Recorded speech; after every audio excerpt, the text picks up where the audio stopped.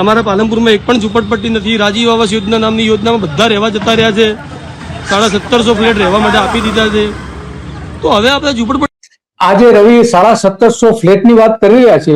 એ flat જે છે એ ગરીબો માટે બનાવવામાં આવ્યા હતા 1750।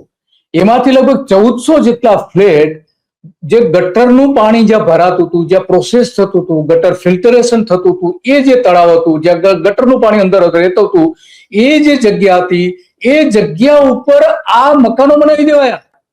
1300-1400 મકાનો એ જ જગ્યા ઉપર ગટરના પાણી ઉપર। ગઈકાલે આ અંગેનો અમે એક કાર્યક્રમ કર્યો હતો, એમાં રવિએ બધી જ વિગતો આપી છે।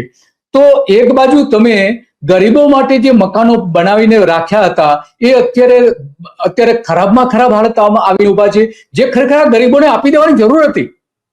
અહીંયા જે 3000 જેટલા ગરીબ લોકો રહી રહ્યા છે પાલનપુરના આ વિસ્તારમાં, તો એ ફ્લેટ જો એ જો મકાનો ત્યાં આપી દીધા હોત તો આ બધા જ ત્યાં ભલે ત્યાં આજુબાજુ ગંદકી હોય, ગટર વહેતી હોય, બધું જ હોય, છતાં પણ અહીંયા કરતા તો પરિસ્થિતિ સારી હતી। હવે આગળ રવિ શું કે છે પણ સાંભળ્યું। વાળા ક્યાંથી આવતા હશે? આ જુઓ, ખેડ સુધી તમે ચાલશો ના જુઓ, સફાઈ તો આજે જ હાથમાં લીધી છે। દશેરા દહન વખતે થઈ, એના પછી હવે થઈ રહી છે।